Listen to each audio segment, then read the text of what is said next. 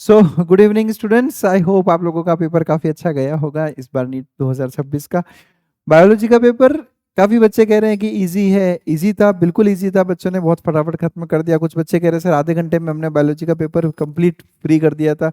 हाँ, मेरा ये मत है कि बायोलॉजी का पेपर इजी था लेकिन लेंथी था। और जब मुझसे ये कहा गया कि सर आप कौन से 5 क्वेश्चन ऐसे चुनेंगे जो बच्चों की रैंक ऊपर नीचे कर सकते हैं, मतलब जो फ्लक्चुएशंस आएगा रैंक में या जो स्कोरिंग क्वेश्चंस कौन कौन से हो सकते थे बायो में, उसकी हमने बात यहाँ पर आज हम करते हैं। और क्वेश्चन सिलेक्शन थोड़ा मुश्किल था क्योंकि ऐसा कोई टफ क्वेश्चन मुझे कहीं दिखा ही नहीं जहां पर ज्यादा आपको घुमाया गया हो। ठीक है, ज्यादा ज्यादा कुछ 2-4 क्वेश्चंस ऐसे थे जिसमें आपको थोड़ा सा टाइम लग सकता था बस। और कई बार ऐसा होता है ना कि जल्दबाजी में क्वेश्चन नहीं पढ़ पाने की वजह से पूरी तरीके से, जैसे हम करते हैं ना कि हैपसाड फटाफट करना है ये, उस चक्कर में कहीं आपने गड़बड़ किया होगा तो किया होगा। बाकी पेपर ऐसा था कि अगर आप शांति से सॉल्व करें तो 360 ऑन 360 आप इजीली जो है आप यहाँ पर अचीव कर सकते हैं। पर मैं कुछ क्वेश्चंस यहाँ पर डिस्कस करना चाहूंगा आप लोगों के साथ। देखो, सबसे पहला क्वेश्चन है कि हमें करेक्ट स्टेटमेंट्स बताना है स्पर्मेटोगोनिया के बारे में। और पहला ऑप्शन कह रहा है कि spermatogonia always undergo meiotic cell division. नहीं, स्पर्मेटोगोनिया का तो माइटोटिक सेल डिवीजन होता है, तो ये स्टेटमेंट गलत हो गया यहाँ पे। Primary spermatocytes divide mitotically to produce secondary spermatocyte. नहीं, प्राइमरी स्पर्मेटोसाइट का मियोटिक डिवीजन होता है बेटा, मियोसिस होता है उसमें, तो ये स्टेटमेंट भी गलत हो गया। Secondary spermatocytes through their second meiotic division produce haploid spermatids. बिल्कुल, सेकेंडरी स्पर्मेटोसाइट का जब सेकंड मियोटिक डिवीजन होता है तो हैप्लोइड स्पर्मेटिड का फॉर्मेशन होता है। ये स्टेटमेंट सही है, दो गलत हो गए, ये सही हो गया। Spermatids produce spermatozoa through mitosis. नहीं, स्पर्मेटिड का स्पर्मेटोजोआ में कन्वर्जन माइटोसिस या किसी तरह का डिवीजन नहीं होता, it is just differentiation. Spermatid differentiate होकर स्पर्म का फॉर्मेशन करते हैं। Spermatids transform into spermatozoa by spermiogenesis. Spermatid का स्पर्मेटोजोआ में कन्वर्जन स्पर्मियोजेनेसिस कहलाता है। ये बिल्कुल सही स्टेटमेंट है।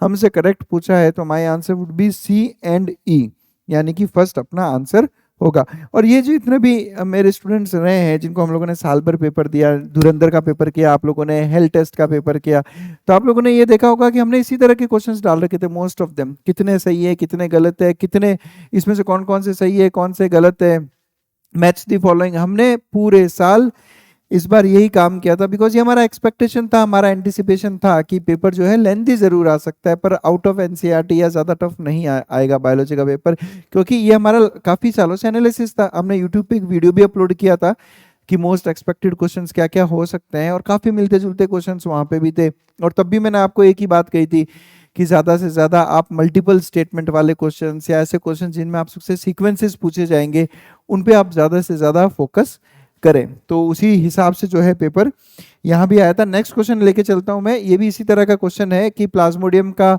स्टेजेस दे रखी थी अलग अलग और हमें इनको प्रॉपर सीक्वेंस में जो है प्लेस करना था एज इट इज। मैंने क्वेश्चन दिया था आप लोगों को जब अभी अपना जो हेल्थ टेस्ट सीरीज और धुरंधर चल रहा था, एज इट इज क्वेश्चन था कि कुछ स्टेजेस दे दी गई थी और आपको उसको सीक्वेंस में अरेंज करना था। वही सेम क्वेश्चन है, मैं इसका आंसर बता देता हूं आपको एक बार। Parasites reproduce asexually in RBCs bursting the cell. ये तो आरबीसी में आने के बाद। Parasite reproduce asexually in liver cells bursting the cells and releasing into blood. ठीक है। गैमेटोसाइट आरबीसी में डेवलप होता है। स्पोरोजोइट लीवर में पहुंचता है ब्लड के थ्रू और फीमेल मॉस्किटो इंजेक्ट करती है स्पोरोजोइट को ह्यूमंस ड्यूरिंग बाइट। तो सबसे पहले तो ये होगा, यानी सबसे पहले होगा ई। फिर ये स्पोरोजोइट्स कहाँ पहुंचेंगे? लीवर में पहुंचेंगे, तो आ जाएगा नेक्स्ट डी। लीवर में पहुंचने के बाद में ये लीवर में करेंगे असेक्सुअल रिप्रोडक्शन, यानी कि हो जाएगा बी।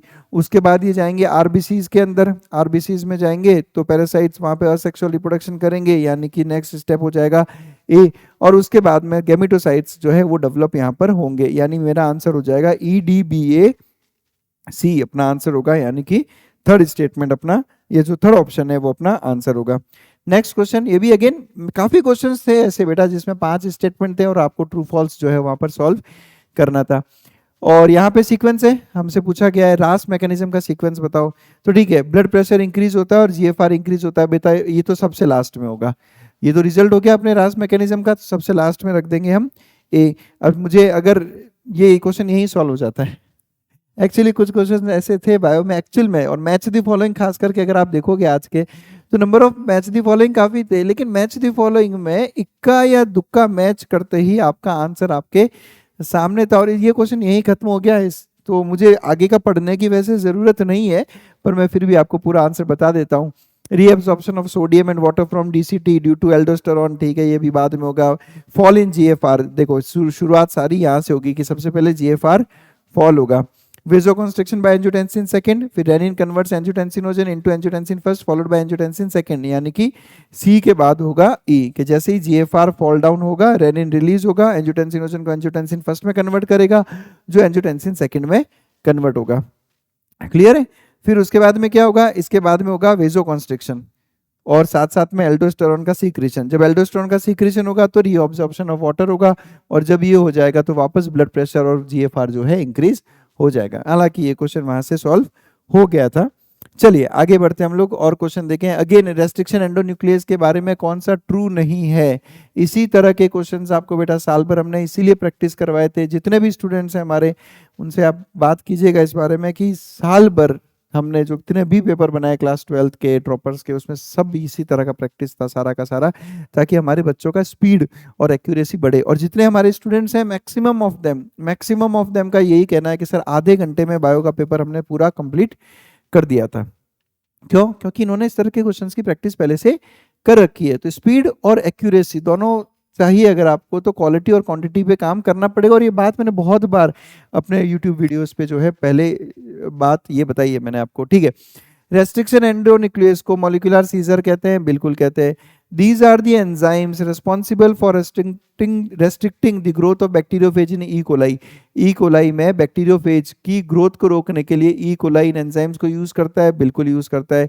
ये कट करते डीएनए को सेंटर पे, नहीं सेंटर पे कट नहीं करते। अभी मैंने क्वेश्चन दिया था आपको नीट एज इट इज के पेपर में कि सेंटर से थोड़ा सा दूर कट करते हैं। वही क्वेश्चन है बेटा जो नीट एज इट इज में थे, बस थोड़ा घुमा फिरा के या कुछ क्वेश्चन उसमें से डिराइव किए करके, है ना। तो क्वेश्चंस इसलिए मैं बच्चों को कहता हूं जितना ज्यादा हो सके नीट एग्जाम से 1-2 महीने पहले से बढ़िया से टेस्ट पे टेस्ट देते रहो आप। जिन बच्चों ने यहाँ पर टेस्ट सीरीज में अच्छा परफॉर्म किया है, हर टेस्ट अच्छे से दिया है, उनके बहुत बढ़िया मार्क्स आ रहे बेटा। They remove nucleotides only from the ends of DNA fragments, नहीं ये रेस्ट्रिक्शन एंडोन्यूक्लियस है, ये सेंटर से डीएनए फ्रेगमेंट्स रिमूव करता है, सेंटर या मतलब एंड पे नहीं करता, इनसाइड करता है वो। They recognise specific palindrome base pair sequence, बिल्कुल सही बात है, स्पेसिफिक बेस पेयर सीक्वेंसेस को ही रिकॉग्नाइज करते हैं। हमसे पूछा गया नॉट ट्रू, तो आंसर हो जाएगा C and D are not true. उसके अलावा एक क्वेश्चन थोड़ा बहुत मैथमेटिक्स इसमें लगाना था बेटा, बस। अब हम जिसको ये आता है वो ये कहेगा कि सर ये कैसे टफ क्वेश्चन हो सकता है। मैं भी कह रहा हूँ ये टफ क्वेश्चन नहीं हो सकता, लेकिन उन 90 क्वेश्चंस में से अगर कोई मुझे कहे कि 5 सबसे टफ सेलेक्ट करो उन 90 में से, तो मेरी नजर में यही आता है बेटा। ज्यादा से ज्यादा ये एक न्यूमेरिकल जो है ये था जिसमें आप थोड़ा सा कंफ्यूज हो सकते थे। इसमें हाँ जरूर ये था कि WBC काउंट दे रखा था एक पेशेंट का, एक पर्सन का, और पूछा गया था कि कितना इओसिनोफिल होगा और कितना लिम्फोसाइट होगा। तो ये सिंपल सा था कि सर इओसिनोफिल तो 2 से 3% होता है और लिम्फोसाइट होता है 20 से 25%, और इसमें तो दोनों को कैलकुलेट करने की जरूरत भी नहीं थी। इओसिनोफिल अगर आप कैलकुलेट करोगे 2 से 3% 8000, तो 8000 का 1% कितना हो गया बेटा? 8000 का 1% हो जाएगा 80, 2% 160, 3% 240, तो 160 से 240 पर क्यूबिक mm तो आ जाएगा इओसिनोफिल, और 20 से 25 कैलकुलेट करोगे तो इतना आ जाएगा। वैसे कैलकुलेट करने की जरूरत नहीं है क्योंकि ये यहीं पे कोई और ऑप्शन में मैच नहीं हो रहा है, तो सीधा सीधा आंसर क्या हो जाएगा? 4th। तो द पेपर वॉज नॉट लेंदी, ये मेरा अब फाइनल मत है कि पेपर लेंदी नहीं था। अगर आप थोड़ा सा स्मार्ट तरीके से काम करते तो इस तरीके से फटाफट इसको सॉल्व कर सकते थे, और यही आपको प्रैक्टिस करनी चाहिए थी इस साल पर। तो चलिए ये थे 5 वो क्वेश्चंस जो मुझे लगता है कि थोड़ा सा रैंक आपका ऊपर नीचे कर सकते हैं, जहां पर बच्चे थोड़े कंफ्यूज हुए होंगे या जिन्होंने हो सकता है कि छोड़ भी दिया हो इस तरह के क्वेश्चंस को।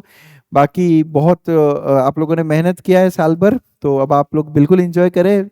सब भूल जाएं कि सर रिजल्ट कैसा आएगा, कट ऑफ, अभी बच्चों के अभी से मैसेज आने लग गए कि सर कट ऑफ कितनी जाएगी आप बताइए, हमारा रैंक आएगा कि नहीं आएगा, कट ऑफ क्या बहुत ज्यादा जाएगी। अब ये सब सोचने की आपको जरूरत नहीं है बेटा। एक बहुत सिंपल सी बात है, आपका काम था हार्ड वर्क करना, मेहनत करना, जो आप लोगों ने बहुत अच्छे से की, और बिल्कुल अप्रिशिएट करूंगा आप सब लोगों को उसके लिए।